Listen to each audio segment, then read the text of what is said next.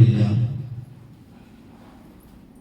الذي هدانا لهذا وما كنا لنهتدي لولا أن هدانا الله وصلى الله على نبينا محمد وعلى آله وصحبه وسلم تسليما كثيرا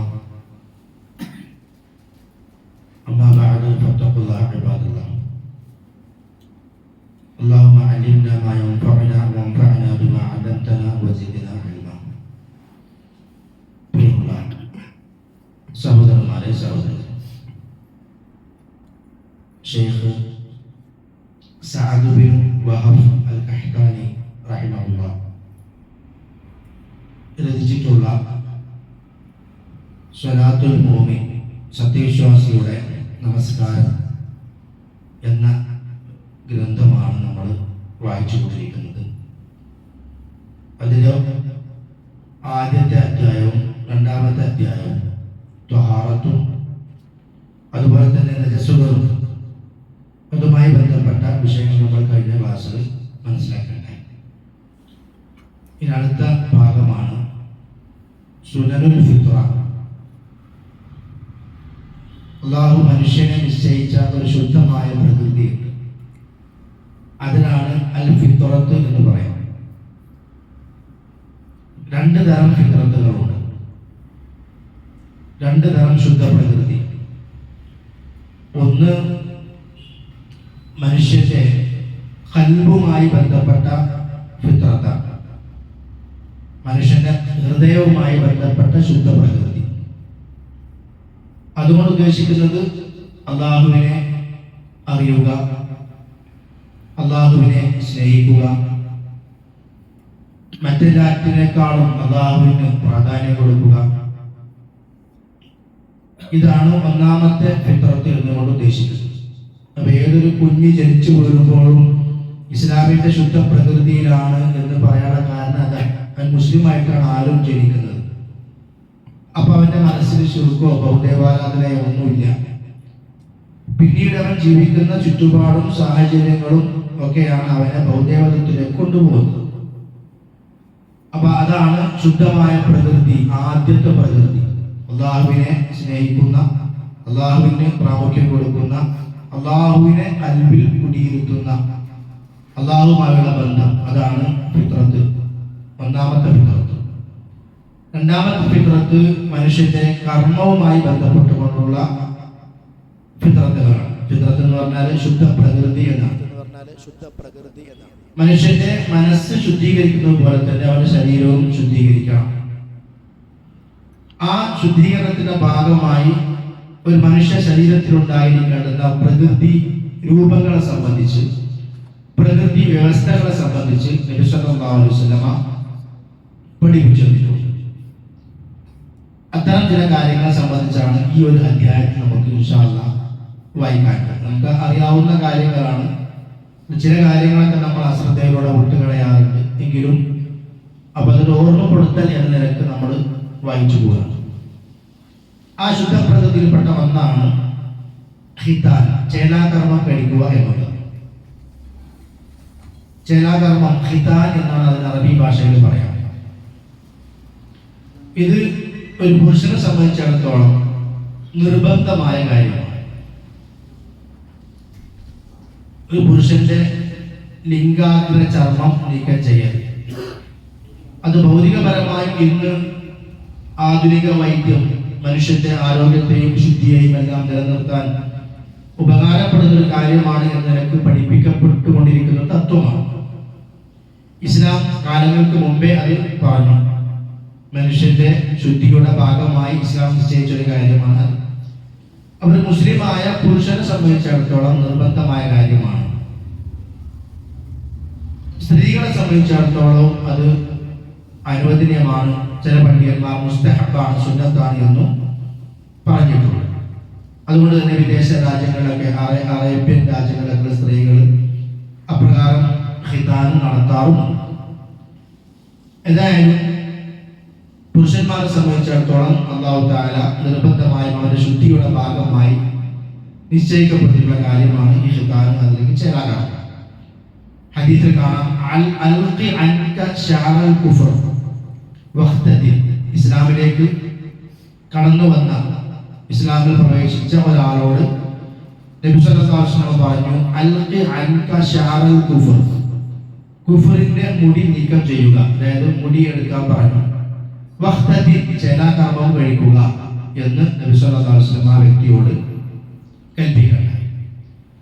ഇതാണ് ഒന്നാമത്തെ ഫിത്റത്ത്. രണ്ടാമത്തത് ഇസ്ലാമിന്റെ ശുദ്ധ പ്രകൃതിയിൽപ്പെട്ടതാണ് ലൈംഗിക രോമങ്ങൾ നീക്കം ചെയ്യൽ, അത് രണ്ടാമത്തേത്. മൂന്നാമത്തേത് കക്ഷരോമം പറിക്കൽ, കക്ഷരോമം നീക്കം ചെയ്യൽ. നാലാമത്തേത് നഖം മുറിക്കൽ. 5 മീശ വെട്ടിച്ചുരുക്കൽ, ഖസ്സുശാരിബ് എന്നാണ് പറയുക, മീശ വെട്ടിച്ചുരുക്കൽ. ഇതെല്ലാം ഒരു ഹദീസിൽ ഒന്നിച്ചു വന്നിട്ടുണ്ട്. അബൂ ഹുറൈറ റളിയല്ലാഹു അൻഹു പറയുന്നു, അൻ നബി സ്വല്ലല്ലാഹു അലൈഹി വസല്ലം ഖാൽ, നബി സ്വല്ലല്ലാഹു അലൈഹി വസല്ലം പറഞ്ഞു, അൽ ഫിത്രത്തു ഖംസുൻ, ശുദ്ധ പ്രകൃതി എന്ന് പറഞ്ഞാൽ അത് 5 കാര്യങ്ങളാണ്. അല്ലെങ്കിൽ ഖംസുൻ മിനൽ ഫിത്ര, 5 കാര്യങ്ങൾ ശുദ്ധ പ്രകൃതിയിൽ പെട്ടതാണ് എന്ന് പറഞ്ഞുകൊണ്ട് പറഞ്ഞ കാര്യങ്ങളാണ് ഈ 5 എണ്ണം. ആദ്യം പറഞ്ഞ ചേലാകർമ്മം മുതൽ, ചേലാകർമ്മവും അതേപോലെ ഗുഹ്യരോമങ്ങൾ നീക്കം ചെയ്യലും, കച്ചരോമങ്ങൾ നീക്കം ചെയ്യലും, അതേപോലെ നഖം വെട്ടലും, മീശ വെട്ടിച്ചുരുക്കലും, ഈ 5 കാര്യങ്ങൾ ആ ഹദീസിൽ കാണാൻ സാധിക്കും. ഇനി ഒരാൾക്ക് അത് എത്രത്തോളം ദിവസം വെട്ടാതെ മുറിക്കാതെ നിർത്താം, അതിന് നബി സല്ലല്ലാഹു അലൈഹി വസല്ലമ അതിന്റെ മാക്സിമം സമയം കൊടുത്തത് 40 ദിവസമാണ് എന്നാണ്. എന്ന് പറഞ്ഞാൽ 40 ദിവസം വരെ വെട്ടണ്ട എന്നല്ല, നമ്മൾ എത്രത്തോളം അത് ആവശ്യങ്ങൾക്കനുസരിച്ചുകൊണ്ട് വെട്ടി. ഇപ്പൊ നഖം ചില ആളുകൾക്ക് വേഗം നഖം നോക്കും, ചിലപ്പോൾ 3-4 ദിവസത്തിൽ വെട്ടേണ്ടി വരും, ചിലപ്പോൾ ആഴ്ചയിൽ വെള്ളിയാഴ്ച ദിവസങ്ങളിൽ ശുദ്ധിയുടെ ഭാഗമായിട്ട് നഖം മുറിക്കുന്നു, അതൊക്കെ ചെയ്യാം. എന്നാൽ അത് ഏറിക്കഴിഞ്ഞാൽ എത്ര ദിവസം വരെ വെട്ടാതെ നിർത്താം, അതിന് ഇസ്ലാം നിശ്ചയിച്ചതാണ്. അനസ് റളിയല്ലാഹു അൻഹു പറയുന്നു, മീശ വെട്ടുന്ന കാര്യത്തിൽ ഞങ്ങൾക്ക് നബി സമയം നിശ്ചയിച്ചു തന്നത്, നഖം മുറിക്കുന്ന വിഷയത്തിലും, കച്ചരോമങ്ങൾ പറിക്കുന്നതിലും, ഗുഹ്യരോമങ്ങൾ നീക്കം ചെയ്യുന്നതിലും 40 ദിവസത്തിൽ അധികം നിർത്തരുത് എന്നാണ്. അപ്പൊ ഏറിക്കഴിഞ്ഞാൽ 40 ദിവസം വരെ ചെയ്യാം, നിർത്താം. അതിന് മുമ്പ് തന്നെ വെട്ടുകയാണ്, വൃത്തിയാക്കുകയാണ് ഏറ്റവും നല്ലത്. ഇവിടെ മീശ വെട്ടലിനെ സംബന്ധിച്ച് ഈ പറഞ്ഞ കാര്യങ്ങളിൽ ചില പണ്ഡിതന്മാർ അത് വാജിബ് എന്ന് പറഞ്ഞു. കാരണം ഇസ്ലാം നിശ്ചയിച്ച ഒരു പ്രകൃതിയാണ് മനുഷ്യന്റെ താടി നീട്ടിവിടുക, മീശ വെട്ടിച്ചുരുക്കുക എന്നുള്ളത്.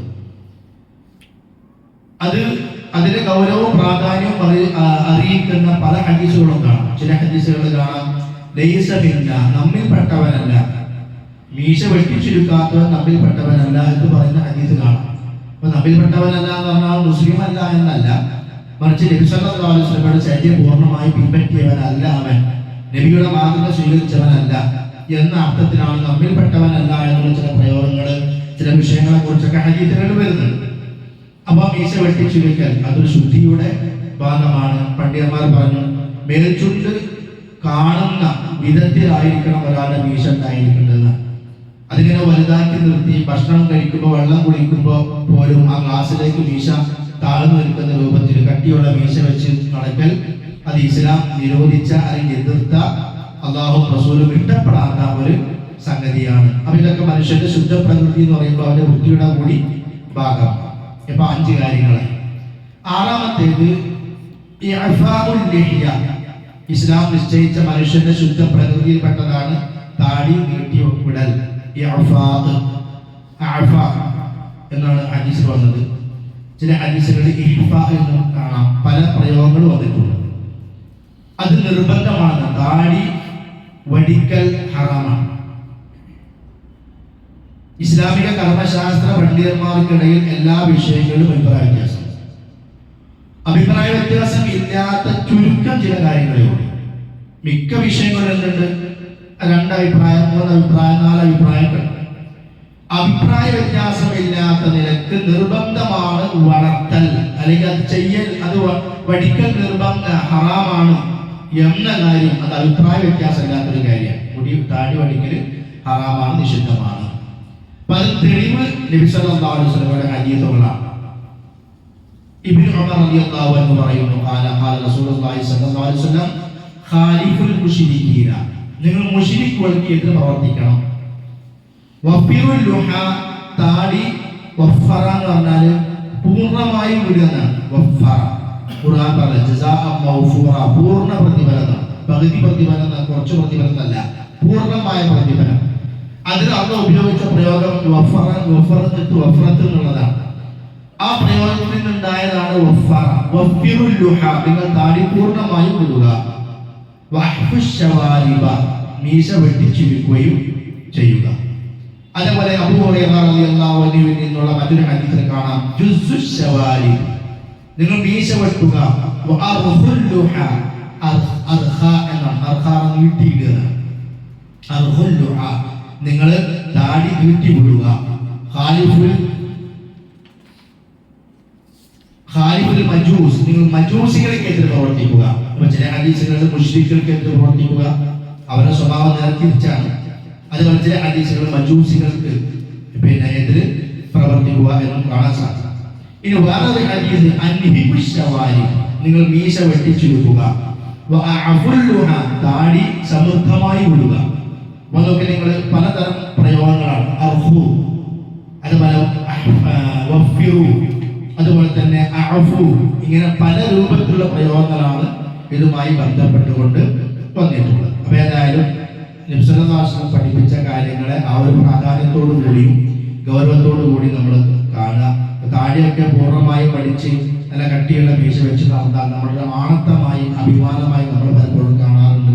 നമ്മൾ മനസ്സിൽ ഉദ്ദേശിക്കുന്നത് വീക്ഷിക്കുന്നത് എന്താണോ അത് നമ്മൾ അഭിമാനമായിട്ട് കാണരുത്.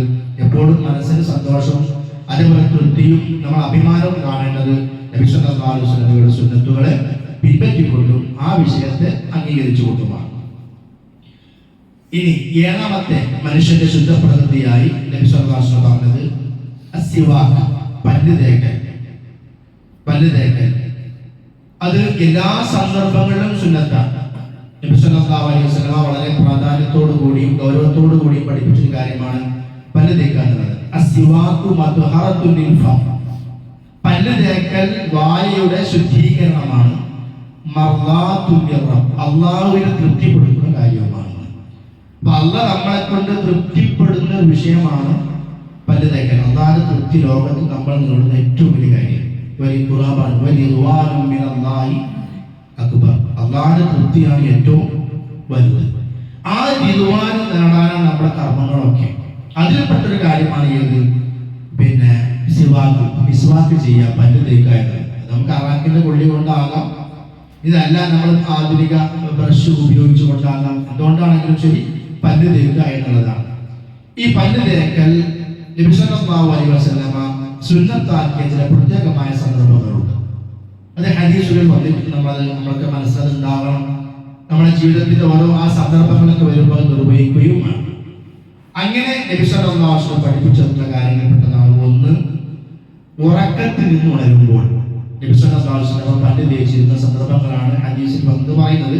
ഒന്ന്, ഉറക്കിൽ നിന്ന് ഉണരുമ്പോൾ, ഇദാ ഖാമ മിനൽ ലൈലി യശൂസു ഫാഹു ബിസ്സിവാക്, നബി സല്ലല്ലാഹു അലൈഹി വസല്ലം രാത്രി ഉറക്കിൽ നിന്ന് ഉണർന്നു കഴിഞ്ഞാൽ സിവാക്ക് ഉപയോഗിച്ച് പല്ല് വൃത്തിയാക്കാറുണ്ടായിരുന്നു. രണ്ടാമത്തേത്, എല്ലാ വുളൂഇന്റെയും സന്ദർഭത്തിൽ വുളൂ എടുക്കുമ്പോഴൊക്കെ പല്ല് തേക്കൽ എന്താണ്, സുന്നത്താണ്. നബി സല്ലല്ലാഹു അലൈഹി വസല്ലം പറഞ്ഞു, ലൗലാ അൻ അശുഖ അലാ ഉമ്മത്തി ലഅമർതുഹും ബിസ്വാകി ഇൻദ കുല്ലി വുളൂഇൻ, എന്റെ ഉമ്മത്തിന് ബുദ്ധിമുട്ടില്ലായിരുന്നെങ്കിൽ എല്ലാ വുളൂഇനോടൊപ്പം ഞാൻ പല്ല് തേക്കാൻ കൽപ്പിക്കുമായിരുന്നു. അപ്പൊ അത് നിർബന്ധം എന്ന് പറയാത്തതുകൊണ്ടാണ് ഈ ഉമ്മത്തിന് ബുദ്ധിമുട്ടുണ്ടാകരുത് എന്ന് കരുതിയിട്ടാണ്. അപ്പൊ ആ വിഷയത്തിന് പ്രാധാന്യമുണ്ട്, ഗൗരവമുണ്ട്, അതിന് മഹത്വമുണ്ട് നമ്മൾ മനസ്സിലാക്കുക. അപ്പൊ ഈ പല്ല് തേക്കലിലൂടെ എന്ത് കാര്യം കിട്ടി, വായന ശുദ്ധീകരണം നടക്കും, നബി സല്ലല്ലാഹു അലൈഹി വസല്ലമയെ പിൻപറ്റി എന്ന സുന്നത്തിന്റെ പ്രതിഫലം കിട്ടും, അതോടൊപ്പം അല്ലാഹു സുബ്ഹാനഹു വ തആലയുടെ തൃപ്തിയും അതിലൂടെ നമുക്ക് ലഭിക്കും. അപ്പൊ രണ്ടാമത്തെ സന്ദർഭമാണ് വുളു എടുക്കുന്നത്. മൂന്നാമത്തേത്, നമസ്കാര വേളയിൽ, നമസ്കാര സന്ദർഭത്തിൽ നമ്മൾ ഗൾഫിൽ സൗദി അറേബ്യയിലൊക്കെ പോയി ഗൾഫിലൊക്കെ പോയിട്ട് അറബികൾ വുളു എടുത്ത് വന്ന് നമസ്കരിക്കാൻ നിൽക്കുമ്പോഴും അവർ എന്ത് ചെയ്യും, ഒന്ന് മിസ്വാക്ക് ഒന്നിങ്ങനെ വരുത്തിയിട്ട് ഒരു പോക്കറ്റ് എടുത്ത് നമസ്കരിക്കും. അപ്പൊ അത് പല നമസ്കരിക്കാൻ നേരത്ത് ബ്രഷ് എടുത്തിട്ട് വരുന്നതല്ല, നമ്മുടെ കയ്യിൽ മിസ്വാക്കോ അല്ലെങ്കിൽ ഹറാക്കിന്റെ കൊള്ളിയോ അല്ലെങ്കിൽ ഇന്ന് നമ്മുടെ നാട്ടിൽ തന്നെ ഉപയോഗിക്കാവുന്ന പലതരം കൊള്ളികളുണ്ട്. അതൊക്കെ നമുക്ക് എന്ത് ചെയ്യാം. ഇപ്പൊ ആര്യവേപ്പിന്റെ ഇല, ആര്യവേപ്പിന്റെ കൊമ്പ്, അത് നല്ല ഉപകാരപ്രദമായ സംഗതിയാണ്. അപ്പൊ അത്തരം വസ്തുക്കളൊക്കെ നമുക്ക് എന്ത് ചെയ്യാം, നമുക്ക് ആ സന്ദർഭത്തിൽ ഉപയോഗപ്പെടുത്താം. ലൗലാ അൻ അശുഖ അലാ ഉമ്മത്തി, എന്റെ ഉമ്മത്തിന് ബുദ്ധിമുട്ടില്ലായിരുന്നെങ്കിൽ, ഔ അലന്നാസി, അല്ലെങ്കിൽ ജനങ്ങൾക്ക് ബുദ്ധിമുട്ടില്ലായിരുന്നെങ്കിൽ, അമർത്തുഹും ബിസ്സിവാകി അമാ കുല്ലി സ്വലാത്തിൻ, എല്ലാ നമസ്കാരത്തോടൊപ്പം ഞാൻ പല്ല് തേക്കാൻ കൽപ്പിക്കുമായിരുന്നു. അങ്ങനെ ഇതിപ്പോ 3 സന്ദർഭങ്ങളായി. ഉറക്കത്തുണർന്നാലും, ഉദു എടുക്കുമ്പോ, പിന്നെ നമസ്കാരം തുടങ്ങുമ്പോ, നമസ്കാരത്തിന്റെ സന്ദർഭത്തിൽ. 4-മത്തേത് വീട്ടിലേക്ക് പ്രവേശിച്ചാൽ, നമ്മൾ പുറത്തിറങ്ങി വന്ന് വീട്ടിനകത്തേക്ക് പ്രവേശിച്ചാൽ നബി സല്ലല്ലാഹു അലൈഹി വസല്ലം ആദ്യം ചെയ്യും പല്ല് തേക്കാൻ.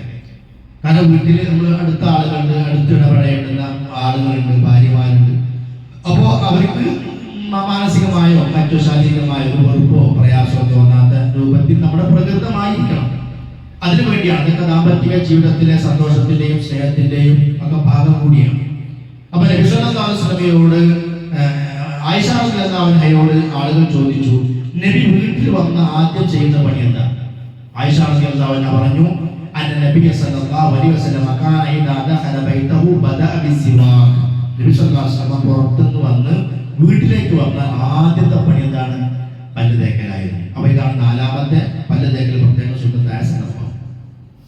5-മത്തേത് വായയുടെ ഗന്ധമോ മണമോ മാറുന്ന രൂപത്തിൽ വല്ലതും സംഭവിച്ചാൽ, ചില ഭക്ഷണം കഴിച്ചു, അവ മണം ഉണ്ടാവും, മീൻ കഴിച്ചാൽ അല്ലെങ്കിൽ വെളുത്തുള്ളി കഴിച്ചാൽ, അപ്പൊ ഇങ്ങനെയൊക്കെ സന്ദർഭത്തിൽ വായയുടെ ഗന്ധം മാറിപ്പോകും.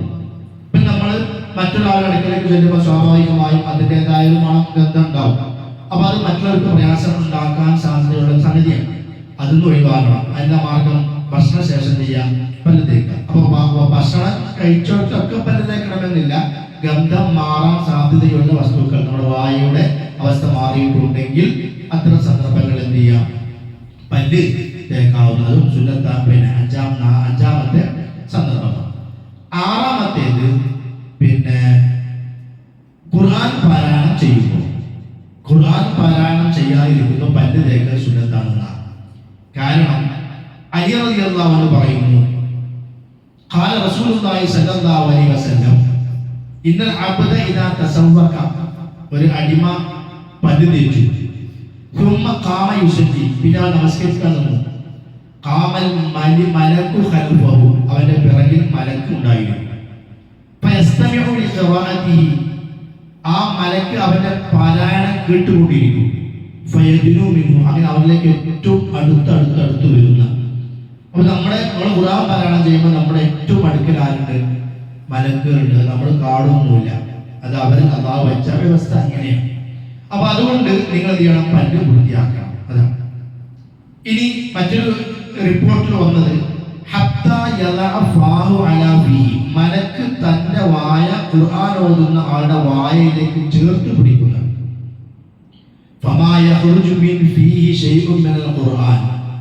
നമ്മൾ ഖുർആൻ പാരായണം ചെയ്യുമ്പോൾ ഖുർആൻ ആയിക്കൊണ്ട് നമ്മുടെ വായിൽ നിന്ന് എന്ത് പുറപ്പെടുന്നുവോ അത് ഇല്ല സ്വാറഫി ജൗഫിൽ മലക്ക്, നേരെ മലക്കിന്റെ വായയുടെ ഉള്ളിലേക്കാണ്. അപ്പൊ അത്രത്തോളം മലക്ക് എന്ത് ചെയ്യുന്നുണ്ട്?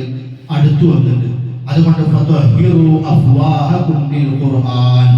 നിങ്ങൾ ഖുർആൻ പാരായണം ചെയ്യുമ്പോൾ വായ ശുദ്ധീകരിക്കുക എന്ന് നബി സല്ലല്ലാഹു അലൈഹി വസല്ലം പറഞ്ഞതായി ഷെയ്ഖ് അൽബാനി ശരിയായ സനദോടുകൂടി രേഖപ്പെടുത്തിയ ഹദീസിൽ നമുക്കത് കാണുവാൻ സാധിക്കും.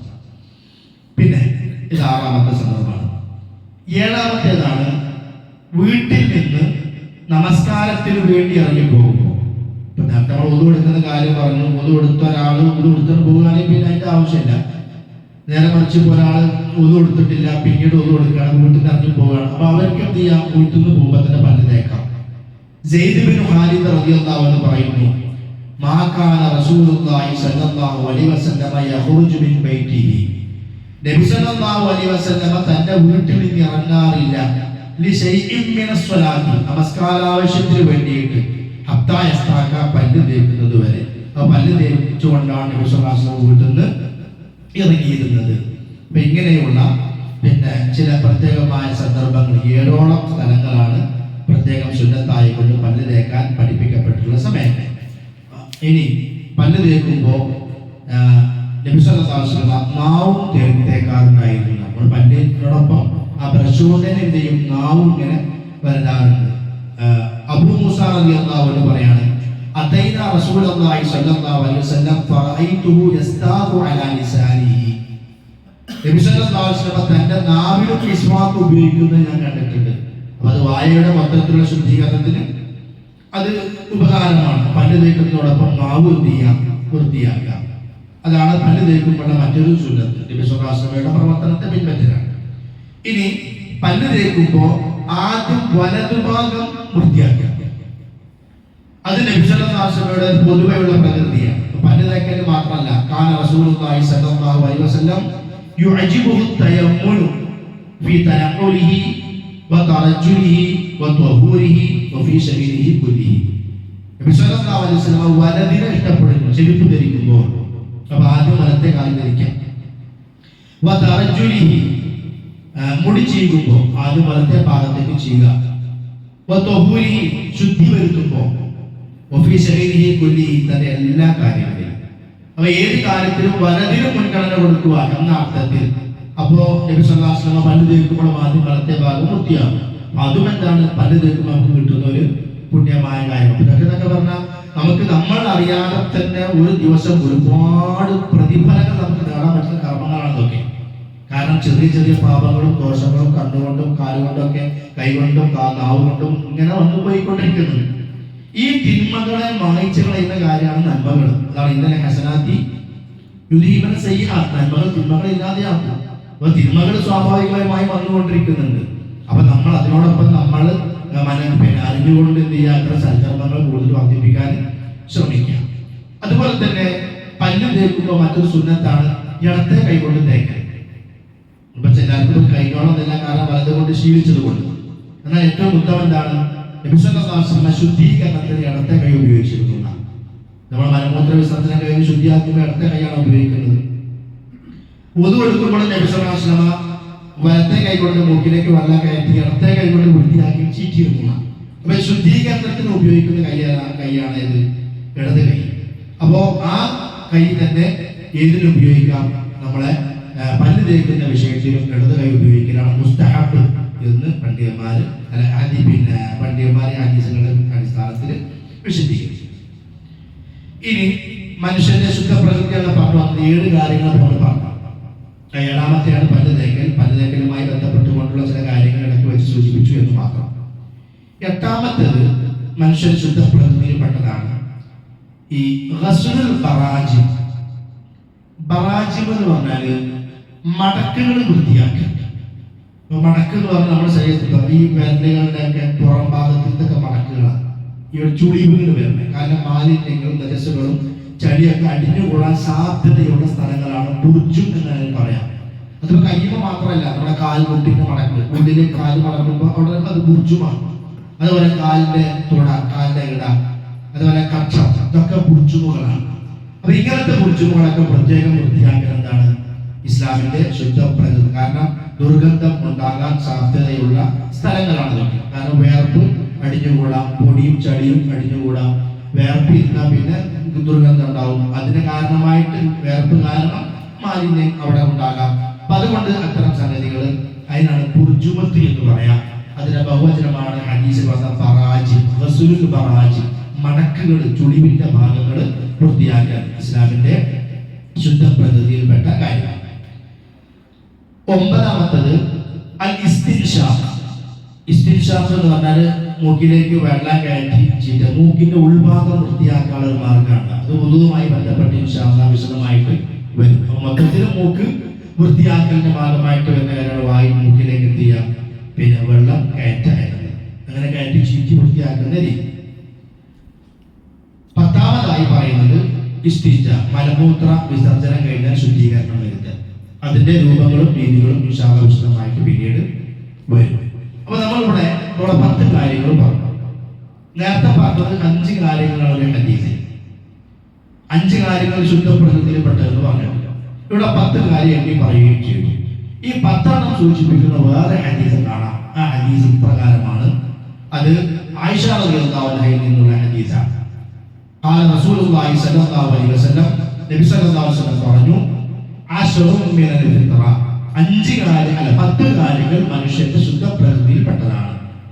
എന്നിട്ട് ഈ 10 കാര്യങ്ങൾ ഇപ്പൊ പറഞ്ഞ ഖസ്സുശാരിബ്, മീശവട്ടൽ, യഅഫഉൽ ലഹിയ, താടി വെട്ടി വളർത്തൽ, വസ്സിവാക്, പല്ല് തേക്കൽ, വസ്തിൻശാഖുൽ മായി, വെള്ളം കയറ്റിയിട്ട് വൃത്തിയാക്കൽ, ഖസ്സുൽ അദ്ഫാർ, നഖം മുറിക്കൽ, ഖസ്സുൽ ബറാജി, മടക്കുകൾ ചുളിവുകൾ വൃത്തിയാക്കൽ, നതുഫുൽ ഇബ്ത്, കച്ചരോമം വൃത്തിയാക്കൽ പറിക്കൽ, ഹൽഖുൽ ആന, ഗുഹ്യരോമം നീക്കം ചെയ്യൽ, വൻതിഖാസുൽ മാ, അതായത് ഇവിടെ അവസാനം പറഞ്ഞ വെള്ളം കൊണ്ടുള്ള ശുദ്ധീകരണം, ശൗച്യം ചെയ്യൽ എന്നാണ്. അപ്പോൾ ഇതാണ് ഇസ്ലാം നിശ്ചയിച്ച ശുദ്ധപ്രകൃതി. ഇനി നമുക്ക് അടുത്ത അധ്യായമാണ് ആദാബു ഖവാഇൽ ഹാജ, മലമൂത്ര വിസർജനം നിർവഹിക്കുന്ന സന്ദർഭത്തിൽ പാലിക്കേണ്ടുന്ന മര്യാദകൾ. നമ്മളൊരു ഇസ്ലാം എന്ന് പറഞ്ഞാൽ മനുഷ്യന്റെ ചെറുതും വലുതുമായ എല്ലാ കാര്യങ്ങളിലും ഇടപെട്ട മതമാണ്. അടുക്കള മുതൽ അങ്ങാടി വരെ അല്ലെങ്കിൽ ഭരണകൂടം വരെ ഉള്ള എല്ലാ കാര്യങ്ങളും, മനുഷ്യന്റെ മലമൂത്ര വിസർജനം മുതൽ അവന് ഏറ്റവും നിലവാരമുള്ള ഇനി എന്തെല്ലാം കാര്യങ്ങളുണ്ടോ അതിലൊക്കെ എല്ലാം ഇടപെട്ട ഒരു മതമാണ് പരിശുദ്ധ ഇസ്ലാം. അതുകൊണ്ട് തന്നെ ആ നിയമങ്ങളൊക്കെ നമ്മൾ പാലിക്കുകയും വേണം. അതുകൊണ്ടാണ് ഖുർആൻ എന്ന് പറഞ്ഞത് ഉദ്ഖുലൂ ഫി സിൽമി കാഫ, ഇസ്ലാമിലേക്ക് പ്രവേശിച്ചാൽ മുഴുവനായി പ്രവേശിക്കാം. അത് വിശ്വാസത്തിലും ആദർശത്തിലും കർമാനുഷ്ഠാനങ്ങളുടെ സ്വഭാവ സംസ്കാര സാമ്പത്തിക ദാമ്പത്തിക എന്തെല്ലാം വിഷയങ്ങളുണ്ടോ അവിടെ എല്ലാം ഇസ്ലാമിൻ്റെതായ മര്യാദകളും ആദാബുകളും ഉണ്ട്. അത് പാലിക്കാൻ വിശ്വാസി ബാധ്യസ്ഥനാണ്. നമുക്ക് അടുത്ത അധ്യായമാണ് ആദാബു ഖവാഇൽ ഹാജതി, മലമൂത്ര വിസർജന മര്യാദകൾ.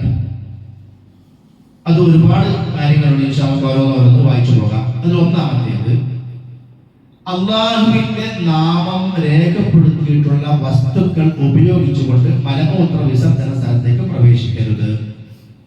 ഇപ്പൊ നമ്മളെ പോക്കറ്റിൽ ആയത്ത് എഴുതി വെച്ചിട്ടുണ്ട്, അല്ലെങ്കിൽ അന്നബി ഹുറൈറ റളിയല്ലാഹു അൻഹു ഖാല ഖാല റസൂലുള്ളാഹി സ്വല്ലല്ലാഹു അലൈഹി വസല്ലം എന്ന് എഴുതിയ ഹദീസാണല്ലോ. നമ്മൾ കടലാസ് എഴുതി പോക്കറ്റിൽ വെച്ചിട്ടുണ്ടെങ്കിൽ അത് പോക്കറ്റിൽ വെച്ച് എത്തിക്കരുത്. മലമൂത്ര വിസർജന സ്ഥലത്തേക്ക് പോകാൻ പാടില്ല. ഖാല റസൂലുള്ളാഹി സ്വല്ലല്ലാഹു അലൈഹി വസല്ലം ഇദാ ദഖലൽ ഖലാഅ, നബി സ്വല്ലല്ലാഹു അലൈഹി വസല്ലം മലമൂത്ര വിസർജനത്തിന് വേണ്ടി പോകുമ്പോൾ വലാ ഖാതമഹു, തന്റെ മോതിരം ഊരി വെക്കുന്ന. കാരണം ആ മോതിരത്തിൽ മുഹമ്മദ് റസൂലുള്ളാഹി എന്നുള്ള മുദ്ര അത് അടയാളപ്പെടുത്തിയിരുന്നു, മുഹമ്മദ് റസൂലുള്ളാഹി. അതുകൊണ്ട് തന്നെ നബി സ്വല്ലല്ലാഹു അലൈഹി വസല്ലം ഇങ്ങനെ മൂത്രമൊഴിക്കാനും മറ്റു ആവശ്യങ്ങൾ പോകുമ്പോൾ അത് ഊരി വെച്ചിട്ടാണ് പോകുക. അപ്പൊ അള്ളാഹുവിന്റെ നാമം അതിലുണ്ട്, ബഹുമാനിക്കപ്പെടേണ്ടുന്ന, അല്ലെങ്കിൽ വിശുദ്ധ ഖുർആനിന്റെ വചനങ്ങളും ആയത്തുകളൊക്കെ ഉള്ള കടലാസുകളോ മറ്റോ ഉണ്ടെങ്കിൽ അതെന്ത് ചെയ്യണം, പുറത്ത് വെച്ചിട്ട് വേണം പോകാൻ. എന്നാൽ ചില സംഗതികൾ പുറത്തു വെക്കാൻ കഴിയില്ല, എന്നാൽ അതിൽ അള്ളാഹുവിന്റെ നാമം ഉണ്ടാവും ചെയ്യും. അങ്ങനെയുള്ള വസ്തുക്കളാണെങ്കിൽ നമ്മൾ പുറത്ത് വെക്കാൻ കഴിയില്ല. എന്നാൽ പുറത്ത് വെച്ചിട്ട് നമ്മൾ ഉദാഹരണമായിട്ട് ഒരു പള്ളിയിൽ പോയി ടോയ്ലറ്റിൽ പോയിട്ട് പുറത്ത് വെച്ചിട്ട് അകത്ത് കയറി വന്ന ചില സാധനം കിട്ടിക്കോണമെന്നില്ല, നഷ്ടപ്പെട്ടു പോകും. ഇപ്പൊ സൗദി അറേബ്യയിൽ അവിടുത്തെ പൈസ നായിലാണെന്നാണ് എഴുതിയിട്ടുണ്ട്. അവിടുത്തെ നോട്ട് എന്തുണ്ട്, ആ വാച്ചനെ കിട്ടിയിട്ടുണ്ട്. അപ്പൊ പോക്കറ്റിലെ പൈസ പടത്ത് പുറത്ത് വെച്ചിട്ട് കക്കൂസ് പോയി വന്നാൽ പിന്നെ പൈസ ഉണ്ടാവില്ല. അപ്പൊ അതൊരു നിർബന്ധമാണ്. അവിടുത്തെ അനിവാര്യ സാഹചര്യം അങ്ങനത്തെ എന്ത് ചെയ്യുക, നമ്മൾ കൈ പിടിക്കാണ്ട് അത് സുരക്ഷിതമായിട്ട് മറച്ചു വെക്കുന്ന രൂപത്തിൽ വെച്ചുകൊണ്ട് പോവാം കേട്ടോ. അത് പ്രത്യേകം ശ്രദ്ധിക്കേണ്ട ഒരു കാര്യമാണ്. അപ്പൊ കഴിയുന്നിടത്തോളം അത് പേഴ്സിന്റെ ഉള്ളിലൊക്കെ ആക്കി വെച്ച് പോയി നമ്മൾ മലമൂത്ര വിസർജന സ്ഥലത്ത് എത്തിയാൽ തന്നെ പോക്കറ്റിൽ എടുത്ത് മാറ്റി അവിടെ എവിടെയെങ്കിലും ഒരു ഭാഗത്ത് നോക്കുകയാണ് ഏറ്റവും നല്ലത്. അതിൽ നമ്മൾ ശ്രദ്ധിക്കേണ്ട ഒരു കാര്യം, നമ്മുടെയൊക്കെ സഹോദരന്മാർ പല ആളുകളും ഈ അസുഖം മാറാന്, അല്ലെങ്കിൽ കണ്ണേറ് തട്ടാതിരിക്കാൻ, അല്ലെങ്കിൽ കുട്ടിക്ക് മുസീബത്ത് വരാതിരിക്കാൻ എന്തൊക്കെ പേര് പറഞ്ഞിട്ട് അരയിൽ കെട്ടി അയക്കല്ലു വേറൊക്കെ ഇതിനുള്ളിലൊക്കെ ആയത്താണെങ്കിൽ വിഷയം. അതിനുള്ളിലൊക്കെ ആയത്തുകളാണെങ്കിൽ ആയത്ത് അര കെട്ടിയിട്ടാണ് അവിടെ പോയിരിക്കുന്നത്, കക്കൂസ് പോയി. ഇതൊരു ഗൗരവമുള്ള വിഷയമാണ്. ആളുകളത് പലതും ചിന്തിക്കാറില്ലാന്ന് പറഞ്ഞു. അതിനുള്ളിൽ ആയത്താണെങ്കിൽ അത് അപകടമാണ്. ഇന്നത് കെട്ടിയിട്ട് അവിടെ പോയി കക്കൂസ് പോയിരിക്കുക, മൂത്രമൊഴിക്കുക, ആയത്തും അനിയത്തും ആണെങ്കിൽ അതൊന്നും അതിൻ്റെ ഉള്ളിൽ ഒന്നുമില്ല, വെറുതെ കുറെ അക്ഷരങ്ങളും കുറെ വരയും കൂടിയാണെങ്കിലും പിന്നെ കെട്ടിയിറക്കേണ്ട ആവശ്യമൊന്നുമില്ല. രണ്ട് നിലയ്ക്ക് ചിന്തിച്ചാൽ അയച്ചണം എന്നുള്ള നിയമം തന്നെ വരുന്നുള്ളൂ. അത് വേറെ വിഷയമാണ്, ഞാൻ അങ്ങോട്ട് പോകുന്നില്ല. അപ്പൊ ഏതായാലും അള്ളാഹുവിന്റെ നാമങ്ങൾ ബഹുമാനിക്കപ്പെടേണ്ടുന്ന സംഗതികൾ അതൊക്കെ ഉള്ളത് വെച്ചിട്ട് മലമൂത്ര വിസർജനം നടത്തരുത്. രണ്ടാമത്തേത്, ജനങ്ങളുടെ കാഴ്ചയിൽ നിന്ന് അകന്ന് മറഞ്ഞിരിക്കണം. ആളുകൾക്കിടയിൽ ഇപ്പോഴത്തെ കാലത്താണ് ഇപ്പം കക്കൂസും കാര്യങ്ങളൊക്കെ സൗകര്യങ്ങൾ വന്നത്. പഴയ കാലത്ത് നമ്മുടെ വീടുകളിൽ തന്നെ തൊടുവില് കുഴി കുഴിച്ചിട്ടുള്ള കക്കൂസിന്റെ രീതിയാണ്. പണ്ടത്തെ കാലത്ത്, അതിന്റെ മുമ്പൊക്കെ സ്വഹാബികളുടെ കാലത്ത് സ്വഹാബി വനിതകൾ പറയുന്നത് ഞങ്ങളൊക്കെ രാത്രിയാണ് പുറത്തിറങ്ങിയിരുന്നത്. പകലവര് മലമൂത്ര വിസർജനത്തിന് പോകുന്നില്ല. രാത്രി ഇരുട്ടായി, അപ്പൊ ഞങ്ങൾ മരുഭൂമിയിലേക്ക് ഇറങ്ങിയിട്ട് വല്ല മരത്തിന്റെയോ കല്ലിന്റെയോ ഒക്കെ മറവിൽ ഞങ്ങൾ പോയിരിക്കും. കാലഘട്ടങ്ങളൊക്കെ അങ്ങനെ കഴിഞ്ഞു പോയിട്ടുണ്ട്. അപ്പൊ ഇപ്പോഴാണ് ഇങ്ങനെ ആധുനിക സൗകര്യങ്ങളും കാര്യങ്ങളൊക്കെ വന്നത്. അപ്പൊ ഏതായാലും ഇവിടെ പഠിപ്പിക്കപ്പെടുന്ന കാര്യം എന്താ? ജനങ്ങളിൽ നിന്ന് മറഞ്ഞിരിക്കണം. ഒരാൾ മലമൂത്ര വിസർജനം നടത്തുന്നത് വേറെ ആൾ കാണരുത്. അതിന്റെ ഭാഗമായി നമുക്കിന്ന് പറയാനുള്ളതാണ്, നമ്മുടെ പല പള്ളികളിലെയും ഈ മൂത്രമൊഴിക്കാനുള്ള സൗകര്യങ്ങൾ അത് ഓപ്പണാണ്. കക്കൂസാണെങ്കിൽ മാത്രമേ വാതിലും നടപ്പൊക്കെ ഉണ്ടാവുള്ളൂ. മറ്റേ ഇങ്ങനെ അരവരള്ള ഇടച്ചൊല വെട്ടിയിട്ട് എല്ലാവരും തന്നെ ഇറങ്ങിയിരിക്കുക, അത് ശരിയായ രീതിയല്ല. ഒരാൾ മലമൂത്ര വിസർജനം നടത്തുന്നത് മറ്റൊരാൾ ചെയ്യാൻ പാടില്ല, കാണാനും പാടില്ല. ഔറത്ത് മറച്ചിരിക്കണ്ടേ? ഒരാൾ ഔറത്ത് വെളിവാക്കുന്ന സന്ദർഭത്തിൽ വേറെ ആൾ കാണാൻ പറ്റില്ലല്ലോ. അപ്പൊ അതുകൊണ്ട് ഈ ഒരു നമ്മുടെ നാടുകളിലുള്ള പല പള്ളികളിലെയും ഈ സംവിധാനം, അതായത് വാതിലുകളില്ലാത്ത ടോയ്ലറ്റ് സംവിധാനങ്ങൾ ശരിയല്ല. ഒരാൾ മൂത്രം ഇപ്പൊ പല ആളുകളും വെള്ളം അങ്ങോട്ടും ഇങ്ങോട്ടും കൈകാര്യം ചെയ്യാം. വെള്ളം അങ്ങോട്ട് എടുത്ത് കൊടുക്കുക, വെള്ളം അങ്ങോട്ട് എടുത്ത് കൊടുക്കുക. കാരണം ഇടച്ചൊമ്പൽ ഉയരം കുറവാണ്, നടുവും ചെറിയ ചുമലാണല്ലോ. അപ്പൊ അങ്ങനെയുള്ള ഒരു രീതി എന്തല്ല, ശരിയല്ല. ജനങ്ങളുടെ കാഴ്ചയിൽ നിന്നും മറഞ്ഞിരിക്കണം എന്നാണ്.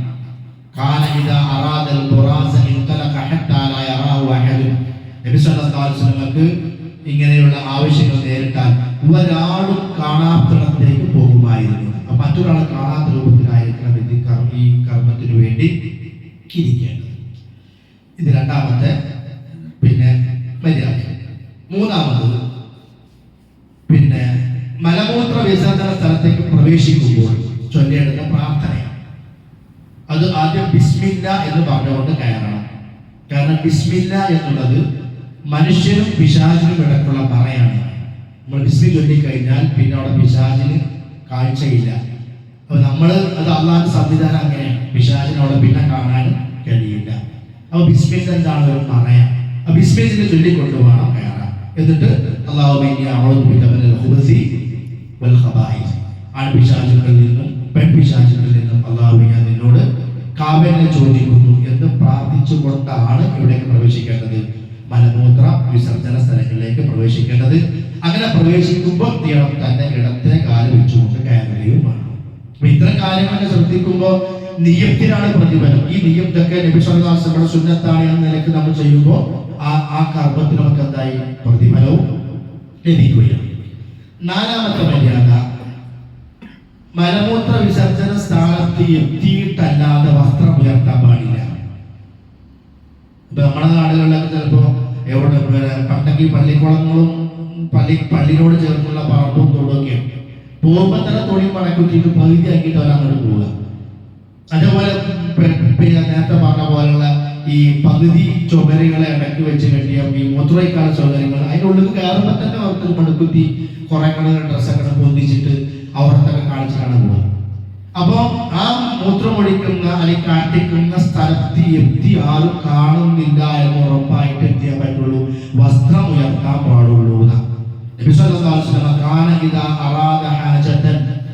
നബി സല്ലല്ലാഹു അലൈഹി വസല്ലം മലമൂത്ര വിസർജന ആവശ്യം ഉദ്ദേശിച്ച് പുറപ്പെട്ടാൽ തന്റെ വസ്ത്രം ഉയർത്താറില്ല ആ സ്ഥലത്ത് എത്തുന്നത് വരെ.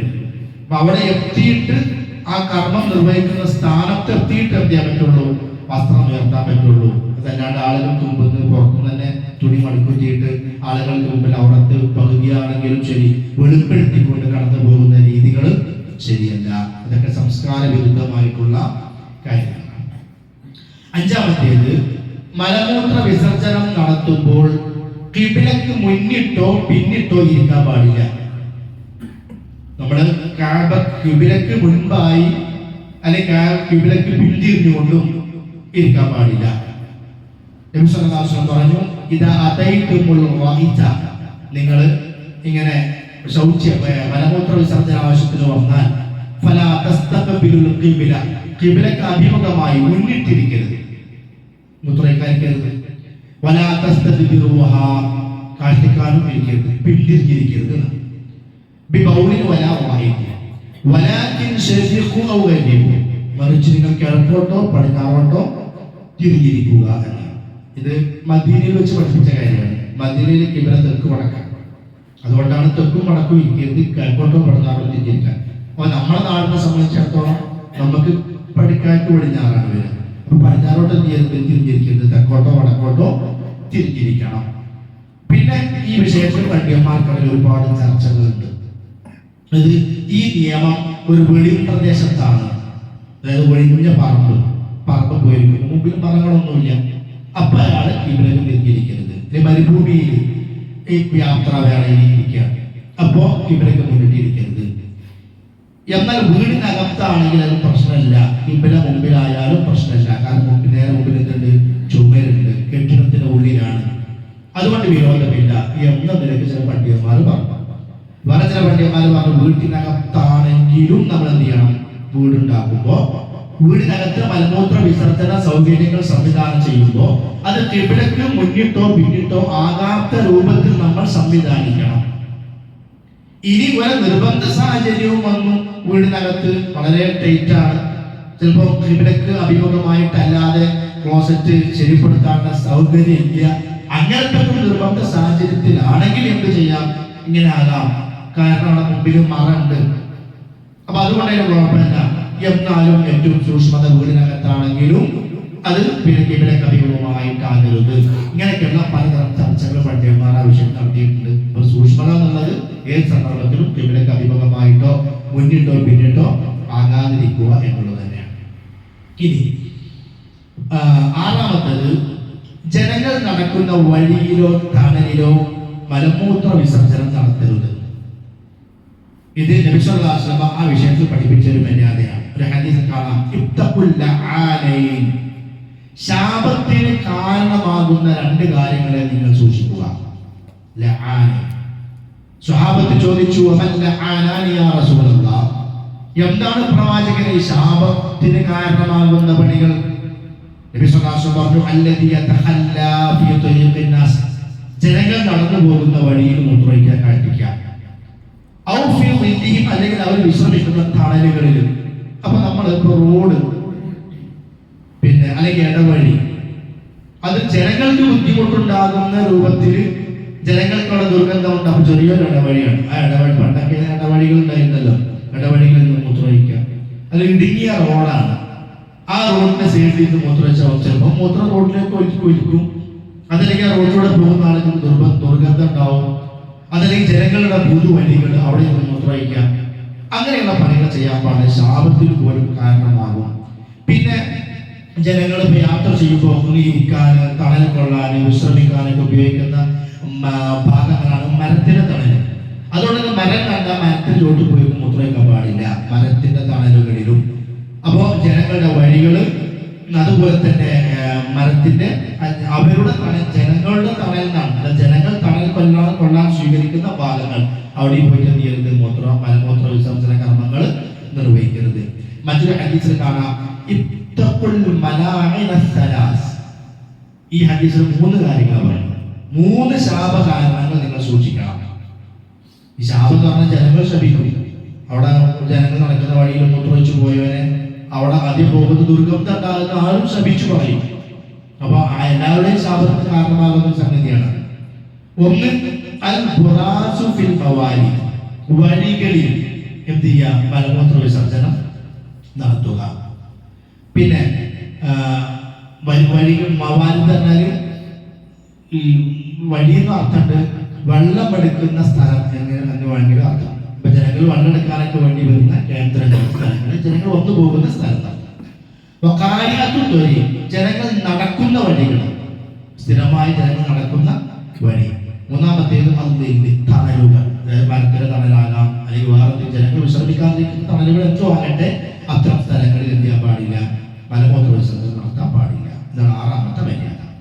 ഏഴാമത്തേത് മൂത്രമൊഴിക്കാതിരിക്കുന്ന സ്ഥലം. ഇപ്പൊ നമ്മൾ ടോയ്ലറ്റോ അല്ലെങ്കിൽ മറ്റു സ്ഥലങ്ങൾ നമ്മുടെ ആധുനിക സൗകര്യങ്ങളല്ല, ഇപ്പൊ പുറത്തൊരാളെ മൂത്രമൊഴിക്കുകയാണെങ്കിൽ ആ മൂത്രമൊഴിക്കുന്ന സ്ഥലം പരിപരിക്കലാകാൻ പാടില്ല. അതായത് ഇപ്പൊ പാറപ്പുറത്തിരുന്ന് മൂത്രമൊഴിച്ചാൽ മൂത്രത്തുള്ളി തൊലിക്കും. ഒരു വിശ്വാസി അവന്റെ ശുദ്ധിയുടെ കാര്യം എപ്പോഴും ശ്രദ്ധിക്കണം. അതുകൊണ്ടാണ് ഈ കാര്യം പറയുന്നത്. നബി സല്ലല്ലാഹു അലൈഹി വസല്ലമ ഖബറിൽ ശിക്ഷ അനുഭവിക്കുന്ന ആളുകളെ കുറിച്ച് പറഞ്ഞല്ലോ. ഒരു ഖബറിന്റെ അരികിലൂടെ നടന്നു പോകുമ്പോൾ അവർക്ക് അതിൽ ശിക്ഷ കിട്ടിക്കൊണ്ടിരിക്കുക. അത് വഹയിലൂടെ നബി അറിഞ്ഞു സല്ലല്ലാഹു അലൈഹി വസല്ലം. നബി പറഞ്ഞു, രണ്ട് ഖബറുകളാണ്. അവർ ചെയ്തത് വലിയ മഹാ തെറ്റൊന്നല്ല, പക്ഷേ അത് കബീറാണ്. അല്ലാഹുവിന്റെ അടുക്കൽ അത് വലിയ തെറ്റാണ്. അതിൽ ഒരാള് മൂത്രമൊഴിക്കുമ്പോൾ ശ്രദ്ധിച്ചിരുന്നില്ല. അപ്പൊ മൂത്രമൊഴിച്ചാൽ മൂത്രത്തുള്ളികൾ കാലിലൂടെ ഒറ്റി വരുന്ന, ഒലിച്ചു വരുന്ന രൂപത്തിലാകരുത്. മൂത്രമൊഴിച്ച സ്ഥലത്തിന് കാലുമ്പിലേക്ക് തെറിക്കുന്ന രൂപത്തിലാകാനും പാടില്ല. ഇപ്പൊ ക്ലോസറ്റിന് ഉൾഭാഗത്താണ് പ്രശ്നമല്ല, എന്നാ ക്ലോസറ്റ് അല്ലാതെ ഇപ്പൊ ബാത്റൂമിൽ കുളിക്കാൻ സൗകര്യപ്പെടുത്തിയ സ്ഥലത്ത് അത് മൂത്രമൊഴിക്കാതിരിക്കുകയാണ് വേണ്ടത്. അത് ശരീരത്തിലേക്ക് തെറിക്കാൻ സാധ്യത ഉണ്ട്. മാത്രമല്ല കുളിക്കുന്നിടത്ത് മൂത്രമൊഴിക്കുന്നതിന് ഹദീസിൽ വേറെ വന്നിട്ടും ഉണ്ട്. അപ്പൊ എന്തായാലും ശരീരത്തിലേക്ക് തിരിച്ചു തെറിക്കാൻ സാധ്യതയുള്ള പാറകൾ, ഉറച്ച സ്ഥലങ്ങൾ, അങ്ങനത്തെ സ്ഥലങ്ങളിൽ മൂത്രമൊഴിക്കാൻ പാടില്ല. കാരണം ആ മൂത്രം എന്താണ് ഖബർ ശിക്ഷയ്ക്ക് കാരണമായിത്തീരുന്ന വലിയൊരു വിഷയം. അപ്പൊ അതുകൊണ്ട് തന്നെ മാർദ്ദവമുള്ള സോഫ്റ്റായ സ്ഥലങ്ങളിലാണ്, അതായത് മൂത്രമൊഴിച്ചാൽ വെള്ളമിട്ട് താഴ്ന്നു പോകുന്ന അല്ലെങ്കിൽ അവിടെ തന്നെ പതിയുന്ന തിരിച്ചു തെറിക്കാത്ത സ്ഥലങ്ങളായിരിക്കണം അതിന് ഉപയോഗിക്കുന്നത്. എട്ടാമത്തെ മര്യാദയാണ് മലമൂത്ര വിസർജനം നടക്കുമ്പോൾ സംസാരിക്കാൻ പാടില്ല. നമ്മുടെ ആളുകളൊക്കെ ചെയ്തുകൊണ്ടിരിക്കുന്ന സംഗതിയാണ്. ഇപ്പുറത്തെ കക്കൂസിന് അപ്പുറത്ത് പുറത്താന്ന് പറയും. അതിലേക്ക് മൊബൈൽ ഫോണെങ്കിലും കഴിയുന്നുണ്ടോ? അങ്ങനെ കക്കൂസിൽ ഇരുന്ന് സംസാരിക്കുക. കക്കൂസിൽ ഇരിക്കുന്ന ഒരാളോട് പുറത്തു നിൽക്കുന്ന ഒരാൾ സംസാരിച്ചുകൊണ്ടിരിക്കുക. അപ്പൊ ഈ സംസാരം പാടില്ലാത്തതാണ്. സലാം മടക്കാനും പാടില്ല. ഒരാൾ മൂത്രം ഒഴിച്ചുകൊണ്ടിരിക്കുക, കക്കൂസിൽ ഇരിക്കുക, അയാൾ വന്ന് സലാം പറഞ്ഞാൽ സലാം മടക്കാൻ പാടില്ല. നാവ് കൊണ്ട് ബാങ്കിന് മറുപടി പറയാനും പാടില്ല. ബാങ്ക് കൊടുക്കുന്ന സമയത്ത്, ഇപ്പൊ ബാങ്ക് കൊടുക്കുന്ന സമയത്ത് നമ്മൾ മൂത്രമൊഴിക്കാൻ വന്നാൽ ബാങ്ക് കഴിയാൻ കാത്തിരിക്കാം. അല്ല അനിവാര്യമാണെങ്കിലോ അപ്പൊ അകത്തേക്ക് നമുക്ക് കയറേണ്ടി വരും. അങ്ങനെ കയറിയാൽ നാവ് കൊണ്ട് എത്തിയ മറുപടി പറയരുത്. മനസ്സിൽ കരുതാം, എന്റെ മറുപടി മനസ്സിൽ നമുക്ക് കരുതാം. നാവ് കൊണ്ട് എന്ത് ചെയ്യാൻ പാടില്ല, ഉച്ചരിച്ച് മറുപടി പറയാൻ പാടില്ല. അന്ന റജുലൻ മറ നബി സല്ലല്ലാഹു അലൈഹി വസല്ലമയുടെ അടുക്കിലൂടെ വരെ നടന്നു പോവാൻ. റസൂലുള്ളാഹി സ്വല്ലല്ലാഹു അലൈഹി വസല്ലം യബൂലു, പ്രവാചകൻ അപ്പുറത്ത് മൂത്രമൊഴിക്കുന്നുണ്ട്. ഫസല്ലമ, ഈ വ്യക്തി ചെയ്തു സലാം പറഞ്ഞു. ഫലം യറുദ്ദ അലൈഹി, മടക്കിയില്ല. ഏതൊരു വഴിയാത്രയിലാണ്, നബി അദ്ദേഹത്തെ കണ്ടിട്ടില്ല, അദ്ദേഹം നബിയെ കണ്ടിട്ടില്ല. വിശ്വാസം അപ്പുറത്ത് മൂത്രമൊഴിക്കാൻ നടന്നു വന്നപ്പോഴാണ് പ്രവാചകനെ അപ്പുറത്തെ കാണുന്നത്. അദ്ദേഹം സലാം പറഞ്ഞു. സലാം പറഞ്ഞപ്പോൾ ഫലം യറുദ്ദ അലൈഹി, വിശ്വാസം മടക്കിയില്ല. അതുപോലെ തന്നെ മുഹാജിർ ബിൻ ഖുൻഫുദ് റളിയല്ലാഹു അൻഹു പറയാണ്, നബി സല്ലല്ലാഹു അലൈഹി വസല്ലം വന്നു ഓഹയബൂലു, നബി സല്ലല്ലാഹു അലൈഹി വസല്ലമയോട് മൂത്രമൊഴിച്ചുകൊണ്ടിരിക്കുക ഒരാൾ വന്ന് സലാം പറഞ്ഞു. ഇതൊക്കെ പിന്നെ പെട്ടെന്ന് സംഭവിക്കുന്ന കാര്യങ്ങളാണ്. അറിഞ്ഞുകൊണ്ട് ഒരാളൊന്നും പോയിട്ട് മൂത്രമൊഴിച്ചതല്ല. അങ്ങനെ മൂത്രമൊഴിച്ചുകൊണ്ടിരിക്കുമ്പോൾ ഇദ്ദേഹം പെട്ടെന്നുള്ള അർത്ഥത്തിന്റെ പ്രവാചകനൊക്കെയാണ് സലാം പറഞ്ഞു. ഫലം വെറുത അലൈസലാം മടക്കിയില്ല. എന്നിട്ട് നബി സല്ലല്ലാഹു അലൈഹി വസല്ലം അവിടുന്ന് പോയി ഊതു എടുത്തിട്ട് ഇദ്ദേഹത്തോട് സോറി പറഞ്ഞു. സോറി പറഞ്ഞാൽ ഉദു പറയാണ്, അതായത് അതൊരു തെറ്റിദ്ധാരണ വരാതിരിക്കാൻ വേണ്ടിയിട്ടാണ്. എന്തുകൊണ്ടാണ് ഞാൻ സലാം പറഞ്ഞിട്ട് മടക്കാത്തത് എന്ന് അയാൾക്ക് തോന്നും. അപ്പൊ ഇത്തപ്പോ മവാലിയാത്തുന്ന ആക്ഷേപത്തിന് സാധ്യതയുള്ള മേഖലകളെ ശ്രദ്ധിക്കണം. ചിലപ്പോൾ അറിവില്ലാത്ത ആളുകളാണെങ്കിൽ ഞാൻ സലാം പറഞ്ഞിട്ട് മടക്കില്ല എന്നൊക്കെ പിന്നെ പറയാം. അപ്പൊ അത് തോന്നാതിരിക്കാൻ വേണ്ടി നബി സല്ലല്ലാഹു അലൈഹി വസല്ലം ചെയ്തു, അദ്ദേഹത്തോട് പോയി പറഞ്ഞു, ഇന്നി കരീതു അൻ അദ്കുറല്ലാഹ അസ്സ വജല്ല ഇന്ന അലാ തുഹിരി, അല്ലാഹുവിന്റെ നാമം പറയുമ്പോൾ ശുദ്ധിയോടുകൂടി പറയണം. അതുകൊണ്ട് അപ്പോ നിങ്ങൾ സലാം പറഞ്ഞാൽ ഞാൻ മടക്കിയില്ല എന്ന് അദ്ദേഹത്തെ അറിയിക്കുകയുണ്ടായി. അപ്പോൾ ചുരുക്കി പറഞ്ഞാൽ മലമൂത്ര വിസർജന സന്ദർഭങ്ങളിൽ സലാം മടക്കാൻ പാടില്ല, സലാം പറയാൻ പാടില്ല, സംസാരിക്കാൻ പാടില്ല. അങ്ങനെയുള്ള കാര്യങ്ങളാണ് എട്ടാമതായി വരുന്നത്. ഒമ്പതാമതായി നിൽക്കുന്ന വെള്ളങ്ങൾ മൂത്രമൊഴിക്കാൻ പാടില്ല. കെട്ടി നിൽക്കുന്ന വെള്ളം എന്ന് പറഞ്ഞപ്പോൾ വലിയ പുഴയിൽ ഒരു ഭാഗം ഇങ്ങനെ വെള്ളം കെട്ടി നിൽക്കുന്ന അതിനെ കുറിച്ചല്ല. ചെറിയ ഭാഗം ആളുകൾ സ്ഥിരമായി കുടിക്കുന്ന, അല്ലെങ്കിൽ ഡ്രസ്സ് വൃത്തിയാക്കുന്ന കുറച്ച് ഭാഗത്ത് വെള്ളമുണ്ട്, അല്ലെങ്കിൽ ചെറിയൊരു കുളം, അങ്ങനെയുള്ള ഇതിലൊന്നും ചെയ്യാൻ പാടില്ല, മൂത്രമൊഴിക്കരുത്. സ്ഥിരത എന്താണ്? അവിടെ നിൽക്കുന്ന വെള്ളം ഒഴുകണില്ല, ഒഴുകാത്ത വെള്ളത്തിൽ നിങ്ങൾ മൂത്രം ഒഴിക്കരുത്. അല്ലതീനായ ഒഴുകാതെ കെട്ടി നിൽക്കുന്ന വെള്ളത്തിൽ പിന്നെ അന്ന് കുടിക്കുകയും ചെയ്യാം. അത് വൃത്തികേടാണ്. അപ്പൊ അതിന് മാലിന്യം കൊണ്ട് ഏകദേശമുണ്ട് ചെയ്യാൻ പാടില്ല. അതുപോലെ തന്നെ കെട്ടി നിൽക്കുന്ന വെള്ളത്തില് ഒരാൾ ജനാപത്തുകാരനാണെങ്കിൽ അതിന് കുടിക്കരുത് എന്നാണ്. അപ്പൊ കെട്ടി നിൽക്കുന്ന വെള്ളം കൊണ്ട് ഉദ്ദേശിക്കുന്നത് നമ്മുടെ നാട്ടിലെ വലിയ കുളങ്ങളല്ല, നേരെ കുറച്ച് മരുഭൂമിയിലൊക്കെ കുറച്ച് ഭാഗത്ത് വെള്ളമുണ്ട്, ചെറിയൊരു ഭാഗം ഒരു തളം പോലെ അതിൽ വെള്ളമുണ്ട്. നമ്മുടെ കാട്ടിലൂടെ പോകുമ്പോൾ കാണാമല്ലോ ചെറിയ ചെറിയ കുഴികളിൽ കുറച്ച് വെള്ളം നിൽക്കുന്നുണ്ട്. അപ്പൊ ആ വെള്ളത്തിൽ ജനാപത്തുകാരനാണെങ്കിൽ അതിന് കുടിക്കരുത് എന്നാണ്. കാരണം നജസ്സിന് അതിലെന്തെങ്കിലും സാധ്യതയുണ്ട്. ജനാപത്തിന്റെ കുടി വൃത്തിയായി വരുന്ന സംഗതിയാണ്. അപ്പൊ അത്തരം ചെറുതുകളിൽ ചെയ്യാൻ പാടില്ല. ജനാപത്തുകാരനായിരിക്കെ ഇങ്ങനെ ഒഴുക്കില്ലാത്ത ചെറിയ തളങ്ങള് കെട്ടുകള് അതിലുള്ള വെള്ളത്തിൽ കുളിക്കാൻ പാടില്ല. അത് വേറെ മര്യാദയാണ്. അതിന് മുമ്പ് പറഞ്ഞ കാര്യമാണ്. അങ്ങനെ കെട്ടി നിൽക്കുന്നതിന് ചെയ്യാൻ പാടില്ല, മൂത്രമൊഴിക്കുവാനും പാടില്ല. 11ാമത്തെ കാര്യം, കുളിക്കുന്ന സ്ഥലത്ത് മൂത്രമൊഴിക്കാൻ പാടില്ല.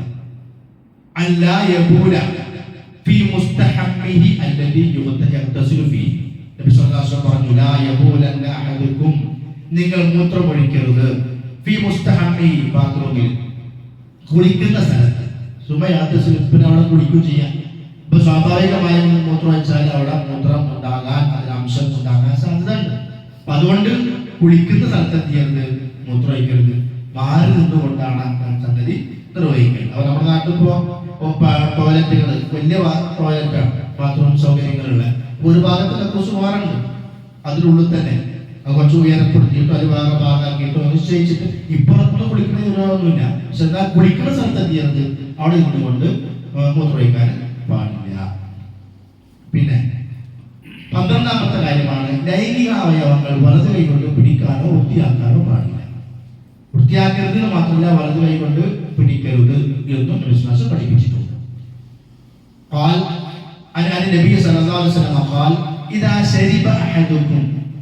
നിങ്ങൾ വെള്ളം കുടിക്കുമ്പോൾ പാത്രത്തിലേക്ക് ശ്വാസം വിടരുത്. അപ്പൊ നിർത്താതെ കുടിക്കരുത്. ശ്വാസം ഇങ്ങനെ പാത്രത്തിലേക്ക് കൂടെ വെള്ളം കുടിച്ചുകൊണ്ടിരിക്കുക ചെയ്യരുത്. കുടി നിർത്തിയിട്ട് ശ്വാസം പുറത്തേക്ക് വിട്ടിട്ട് വെള്ളം കുടിക്കണം. നിങ്ങൾ മലമൂത്ര വിസർജന സ്ഥലത്ത് വന്നാൽ തന്റെ ലൈംഗികാവയവം സ്പർശിക്കരുത്. നിരോധനം വന്ന കാര്യമാണ്. വലത് കൈകൊണ്ട് ലൈംഗികാവയവം തുടരുത്, പിടിക്കരുത്. വലത് കൈകൊണ്ട് വൃത്തിയാക്കുകയും ചെയ്യരുത്. ഇപ്പൊ ശൗച്യം ചെയ്യാനും പിന്നെ അതല്ലാത്ത നിലക്ക് തന്നെ ഇടത് കൈയാണ് ഉപയോഗിക്കേണ്ടത് എന്നാണ്.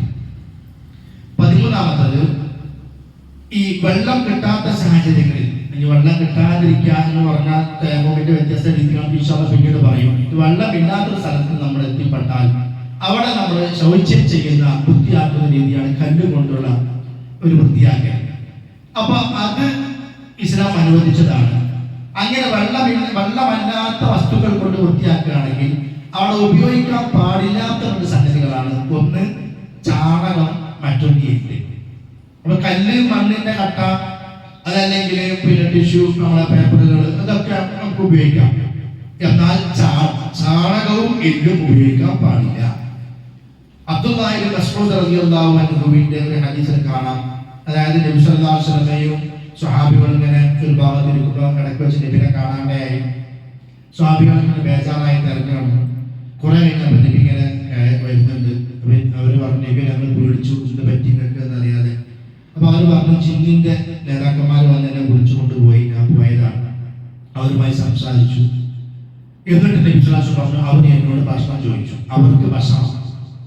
അപ്പൊ ഞാൻ അവരോട് പറഞ്ഞു,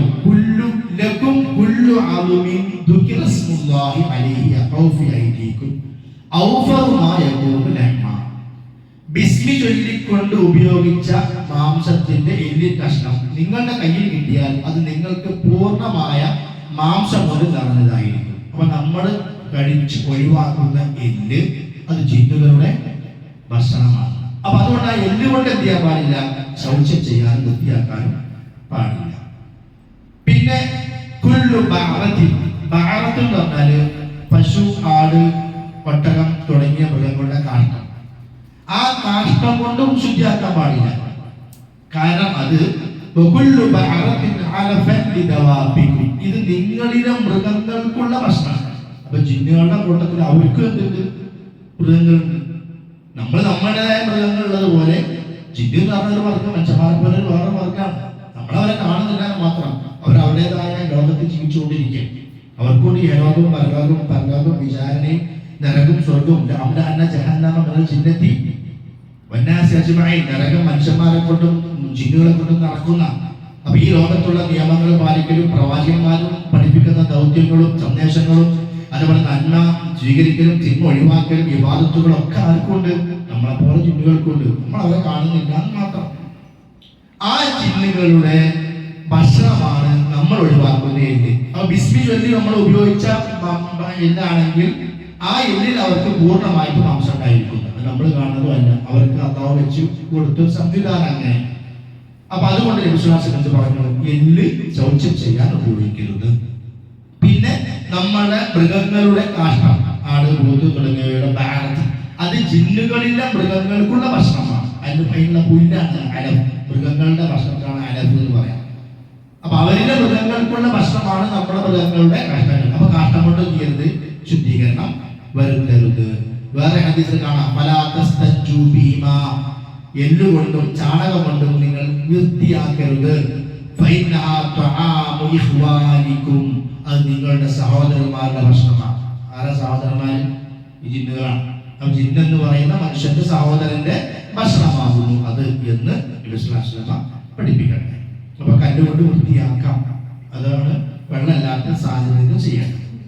ഇനി അടുത്തൊരു നിയമം, കല്ലുകൊണ്ട് വൃത്തിയാവുകയാണെങ്കിൽ 3 കൂടുതലോ ചെയ്യണം. ഒറ്റ തവണയിൽ അവസാനിപ്പിക്കരുത്. ഇപ്പൊ മൺകട്ട കൊണ്ട് വൃത്തിയാക്കുകയാണെങ്കിൽ 1 തവണ വൃത്തിയാക്കാം.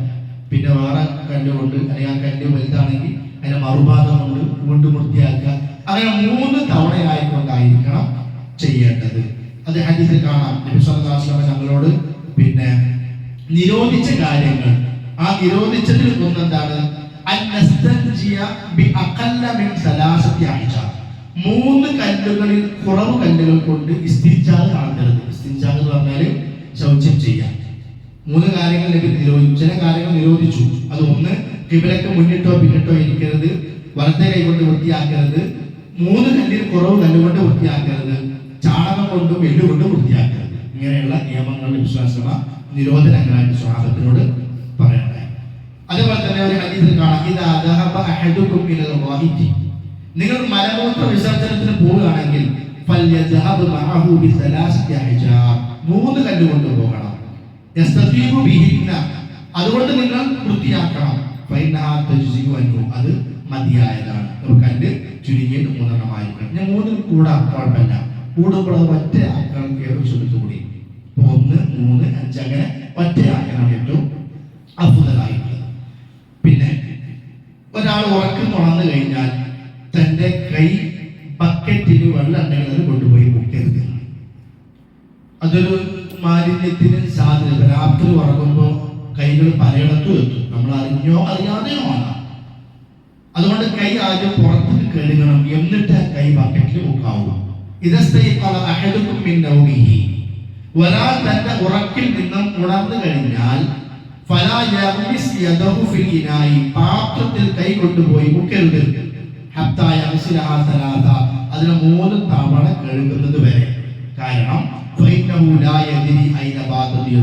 അവന്റെ കൈ എവിടെയെല്ലാം സന്ദർശിച്ചു, എവിടെയെല്ലാം സ്പർശിച്ചു എന്നവന് അറിയുകയില്ല.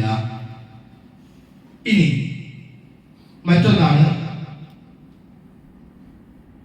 ഈ എന്താ പറയാ, മലമൂത്ര വിസർജനം കഴിഞ്ഞാൽ നമ്മൾ കൈ ഏതായാലും കഴുകി വൃത്തിയാക്കും. കഴുകി വൃത്തിയാക്കിയതിനു ശേഷം ഒരു സുന്നത്താണെന്ന് നിലത്ത് വരയ്ക്കുന്നത്. മണ്ണിൽ അപ്പൊ അന്ന് അത് അങ്ങനെ പഠിപ്പിച്ചു. ഇന്നിപ്പോ സോപ്പും മറ്റും ഷാമ്പോ സൗകര്യങ്ങളൊക്കെ ബാത്റൂമിലുള്ള കാലഘട്ടം, അത് ഉപയോഗിച്ചാലും മതി. അപ്പൊ മലമൂത്ര വിസർജനം കഴിഞ്ഞാൽ നബി സ്വല്ലല്ലാഹു അലൈഹി വസല്ലം എപ്പോഴും ചെയ്യും, ആ കൈ നിലത്ത് വരച്ചിട്ട് എന്നാ വെറും കഴുകി എണീക്കാതെ ആ കൈയൊന്ന് മണ്ണിൽ തൊട്ടിട്ട് ആ മണ്ണ് വെച്ച് പുരട്ടിയിട്ട് അല്ലെങ്കിൽ മണ്ണിൽ വെച്ച് കൈ പുരട്ടിയിട്ട് അത് വൃത്തിയാക്കാറുണ്ടായിരുന്ന ഈ നബി സ്വല്ലല്ലാഹു അലൈഹി വസല്ലമയെ കുറിച്ച് അബൂ ഹുറൈറ റളിയല്ലാഹു അൻഹു പറയാണ്, ഖദാ ഹാജതഹു സുമ്മ ഇസ്തജാ മിൻ തൗരിൻ തുമ്മ ദരക യദഹു ബിൽ അർളി. നബി സ്വല്ലല്ലാഹു അലൈഹി വസല്ലം മലമൂത്ര വിസർജനം നിർവഹിച്ച് അത് വൃത്തിയാക്കിയതിനു ശേഷം തന്റെ കൈ നിലത്ത് വെച്ചുകൊണ്ട് ചെയ്തു ഒന്ന് വരുത്തിയത. അപ്പൊ നമുക്ക് സോപ്പോ മറ്റോ ഉപയോഗിച്ചുകൊണ്ട് കൈ കഴുകാം. ഒന്ന് രണ്ട് കാര്യങ്ങൾ കൂടി ഉണ്ടെന്ന് ഈ അധ്യായം അവസാനിക്കും. പിന്നെ മലമൂത്ര വിസർജന സ്ഥലങ്ങളിൽ അധിക സമയം ഇരിക്കരുത്. ഒരു മര്യാദയായി പഠിപ്പിക്കപ്പെട്ട കാര്യം. അധിക സമയം ഇരിക്കരുത് എന്ന് പറയാനുള്ള പല കാരണങ്ങൾ. ഒന്ന്, ഔറത്ത് വെളിപ്പെടുത്തിയിട്ടാണ് ഇരിക്കുന്നത്. അപ്പൊ ഔറത്ത് വെളിപ്പെടുത്തിയിരിക്കാനൊരു കാരണമാണ്, അത് മലമൂത്ര വിസർജനമാണ്. അത് കഴിഞ്ഞാൽ പിന്നെ അവിടെ എങ്ങനെ ഇരിക്കരുത്, പിന്നെ ഹാജത്തിന് പ്രത്യേകം കാണപ്പെട്ടിയമാർ ആവശ്യമില്ലാതെ കൊണ്ട് ഇങ്ങനെ അവിടെ ഇരിക്കുക. ചില ആളുകൾക്ക് അസുഖം ഉണ്ടാവും, പെട്ടെന്ന് അവന്റെ കാര്യം സാധിക്കുകയില്ല, രോഗത്തിന്റെ ഭാഗമായിട്ടോ അല്ലെങ്കിൽ ചില പ്രകൃതികൾ അങ്ങനെ ഉണ്ടാവും. അതൊക്കെ പറയുന്നത് വെറുതെ ഇങ്ങനെ അവിടെ ഇരിക്കരുത്. കഴിയുന്നിടത്തോളം ചെയ്യാം, വേഗം എഴുന്നേറ്റ് പോകാറുണ്ട്. കാരണം ഒന്ന് അവർക്ക് വെളിപ്പെടുത്തിക്കൊണ്ട് ഇരിക്കുകയാണ്. അപ്പൊ ചീത്ത ചിന്തകൾക്കും കാരണമായി തീരും. അതാണ് പറയുന്നത്. പിന്നെ രോഗാണുക്കൾ, ബാത്റൂമാണ്, ടോയ്ലറ്റാണ്, രോഗാണുക്കളുടെ സാന്നിധ്യം ഉള്ള സ്ഥലമാണ്. ഇസ്ലാം മനുഷ്യന്റെ ശാരീരികവും മാനസികവുമായ എല്ലാ അവസ്ഥകളെയും പരിഗണിക്കുന്ന മതമാണ്. അപ്പൊ രോഗാണുക്കൾ വരാൻ സാധ്യതയുള്ള സ്ഥലങ്ങളാണ്. മറ്റൊന്ന് പൈശാചികമായ കാര്യങ്ങൾ. ചൊല്ലാൻ പറഞ്ഞാൽ പിശാചുക്കളിൽ നിന്ന് പെൺപിശാചു രക്ഷപ്പെടുന്ന. അപ്പൊ അവിടെ പിശാചുണ്ട്, അതുകൊണ്ടാണ് പിശാചം ചെല്ലാൻ പറഞ്ഞത്, നമ്മൾ കാണില്ല. അപ്പൊ അവന്റെ സാന്നിധ്യം ഉള്ളത് കൊണ്ട് ചീത്തതായ ചിന്തകൾക്കും ചീത്തതായ കാര്യങ്ങൾക്ക് മനസ്സിനെ പ്രേരിപ്പിക്കാൻ അവിടെ സാധ്യതകളുണ്ട്. അപ്പൊ ഇത്തരം കാരണങ്ങളൊക്കെ ഉള്ളത് കൊണ്ട് അവിടെ കൂടുതൽ സമയം ഇരിക്കരുത്. മാത്രമല്ല പണ്ഡിതന്മാർ പറഞ്ഞ ഒരു പ്രധാനപ്പെട്ട പോയിന്റ്, നമുക്ക് ചിന്തിക്കേണ്ട ഒരു പോയിന്റ്, അതായത് ഒരു സത്യവിശ്വാസി എപ്പോഴും അല്ലാഹുവിനെ ദിക്ർ ചൊല്ലിക്കൊണ്ടിരിക്കുന്നവരായിരിക്കും. സുബ്ഹാനല്ലാഹ്, അൽഹംദുലില്ലാഹ്, ലാ ഇലാഹ ഇല്ലല്ലാഹ്, അല്ലാഹു അക്ബർ, ലാ ഹൗല വലാ ഖുവത ഇല്ലാ ബില്ലാഹ്, സ്വല്ലല്ലാഹു അലാ മുഹമ്മദ് സ്വല്ലല്ലാഹു അലൈഹി വസല്ലം, സുബ്ഹാനല്ലാഹി വബിഹംദിഹി, സുബ്ഹാനല്ലാഹി അലീം, സുബ്ഹാനല്ലാഹി വബിഹംദിഹി, അസ്തഗ്ഫിറുല്ലാഹ് വഅതൂബു ഇലൈഹി, ഹസ്ബിയല്ലാഹു വനിഅമൽ വകീൽ. ഇങ്ങനെ ദിക്ർ നാവും നനവും കാണുന്നതാണ്. എന്നാൽ കക്കൂസ് എടുക്കുമ്പോൾ എന്തിനു പറ്റൂല? ദിക്ർ ചൊല്ലാൻ പറ്റൂല. അപ്പൊ സത്യവിശ്വാസികൾ തന്റെ ദിക്റിന്റെ അവസരം ചെയ്യാണ് നഷ്ടപ്പെട്ടു. അത് ദിക്റിന്റെ ഗൗരവം അറിയണവനെ അത് തലയിൽ കയറുള്ളൂ. അതിനുവേണ്ടി സമയങ്ങൾ ഉപയോഗപ്പെടുത്തുന്ന ആളുകൾക്കാണ് അതിന്റെ പ്രാധാന്യം മനസ്സിലായത്. അപ്പൊ അത്രയും സമയം അവിടെ ഇരിക്കുമ്പോൾ എത്രത്തോളം ഇരിക്കുന്നോ അത്രത്തോളം ദിക്റിന്റെ അവസരം ചെയ്യാണ് ഇല്ലാതെയായി പോവുകയാണ്. അപ്പൊ ദിക്റിന്റെ മഹത്വം കൂടി നമ്മൾ എന്ത് ചെയ്യാം അതൊന്ന് മനസ്സിലാക്കുക. അള്ളാഹ് ധാരാളമായി ദിക്ർ ചൊല്ലുന്ന പുരുഷന്മാർക്കും സ്ത്രീകൾക്കും അള്ളാഹു തആല മഗ്ഫിറത്തും സ്വർഗ്ഗവും ഒരുക്കി വെച്ചിരിക്കുന്നു. അപ്പൊ എപ്പോഴും നമ്മുടെ നാവും ദിക്ർ കൊണ്ട് നനവുള്ളതായിരിക്കും. അപ്പൊ അതിനുള്ള അവസരം നഷ്ടപ്പെടാൻ എവിടെ ഇരുന്നാലും കക്കൂസിൽ കുറെ നേരം ഇരുന്നാൽ അതുകൊണ്ട് വളരെ പെട്ടെന്ന് കക്കൂസിൽ നിന്ന് മലമൂത്ര വിസർജന സ്ഥലങ്ങളിൽ നിന്ന് പുറത്തേക്ക് പോരണം എന്നാണ് പണ്ഡിതന്മാർ പഠിപ്പിക്കുന്നത്. ഇനി അവസാനമായിട്ട് പുറത്തേക്ക് പോരുമ്പോൾ വലതു കാല് വെച്ചുകൊണ്ടാണ് പുറത്തേക്ക് പോകുന്നത്. അങ്ങോട്ട് പ്രവേശിക്കുമ്പോൾ ഇടത്തെ കാല് വെച്ചു, നമ്മൾ ആദ്യം പറഞ്ഞു. ഇങ്ങോട്ട് പുറത്തേക്ക് പോരുമ്പോൾ വലത് കാല് വെച്ചുകൊണ്ട് ഗുഫ്രാനക, അത്ര മാത്രമേ ഉള്ളൂ. അതാണ് സ്വഹീഹായി വന്നിട്ടുള്ളത്. ഗുഫ്രാനക, അല്ലാഹു നിന്നോട് ഞാൻ പൊറുക്കേണ്ടതുള്ളൂ. ചിന്തയിലോ വാക്കുകളിലോ ചിന്തയിലോ പ്രവർത്തനങ്ങളിലോ എന്തെങ്കിലും ഒരു മോശമായത് വന്നിട്ടുണ്ടെങ്കിൽ, വരാൻ സാധ്യത ഉണ്ടായിട്ടുണ്ടെങ്കിൽ അതുകൂടി എനിക്ക് നീ പുറത്തു തരണമേ എന്ന അർത്ഥത്തിലാണ് മലമൂത്ര വിസർജന സ്ഥലത്ത് പുറത്തേക്ക് പോരുമ്പോൾ ഗുഫ്രാനക എന്ന് പറയാൻ അല്ലാഹുവിന്റെ പ്രവാചകൻ സ്വല്ലല്ലാഹു അലൈഹി വസല്ലം പഠിപ്പിച്ചു തന്നത്. എല്ലാ മര്യാദകളും ഇസ്ലാമികമായ സംസ്കാരങ്ങളൊക്കെ നമ്മൾ സ്വീകരിക്കുക, പ്രവർത്തിക്കുക. അതിനു വേണ്ടിയാണ് നമ്മൾ ഇത്തരം കാര്യങ്ങൾ പഠിക്കുന്നത്. അല്ലാഹു തആല തൗഫീഖ് ചെയ്യുമാറാകട്ടെ. ربنا تقبل منا انك انت السميع العليم وتب علينا انك انت التواب الرحيم واغفر لنا يا غافر المذنبين وصلى الله على نبينا محمد وعلى اله وصحبه وسلم. سبحانك اللهم وبحمدك اشهد ان لا اله الا انت استغفرك واتوب اليك. السلام عليكم ورحمه الله وبركاته.